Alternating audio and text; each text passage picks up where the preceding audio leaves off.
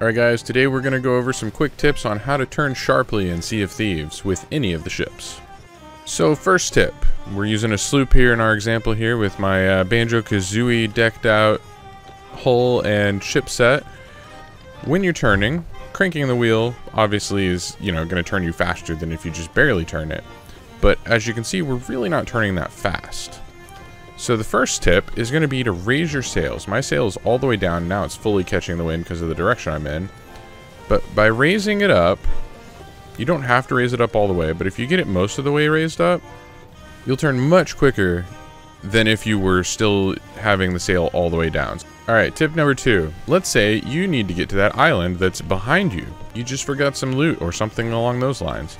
So first off, you're going to really quickly crank your wheel and then lower your anchor.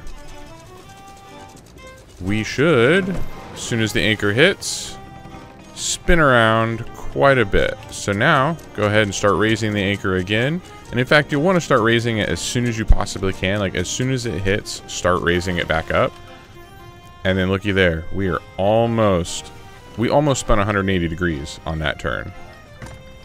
Not quite, but this allows you, an anchor drop like that really lets you spin your ship around quickly. However, if you're being chased by another ship or something like that, it does put you at a little bit of a risk because your anchor's down and they can catch you. But it's still a really quick way to turn your ship around. Alright, tip number 3 is going to involve the harpoon, and we're going to use this rock over here as an example. So first off, you want your ship to be sailing nearby a rock or some other object that you can harpoon onto. Probably right about here. You want to hook onto the rock and start reeling yourself in.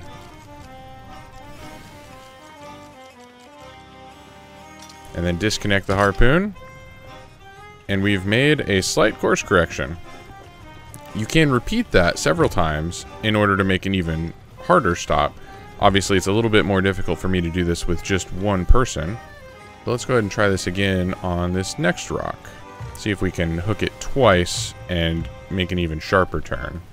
Alright, another example of harpooning.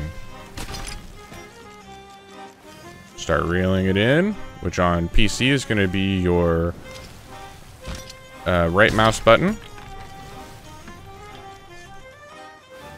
And you can basically just keep spinning around an object by hooking it, reeling yourself in, and repeatedly hooking onto the object, like this rock. I can just circle around it presumably all day, as long as nothing, came up and attacked me. So yeah, the harpoon's really, really useful for stuff like this. It's also useful for picking up loot and that kind of stuff. But being able to make these sharp turns around an object is super, super helpful. You can escape other ships, you can escape skeleton ships, you can potentially make a sharp turn and make a good attack against another ship. Quite a few things that you can do with the harpoon using this technique. Alright, the last tip requires you to be pretty close to an island, so I'm going to try to get close to this little sandbar over here. Straighten that out. And you can do the same thing because the ground here is close enough that you can hook onto it. Ooh, however, I don't think... Oh, there we go. That's a sharp turn. However, now I'm going to hit the sandbar because I'm sailing too fast.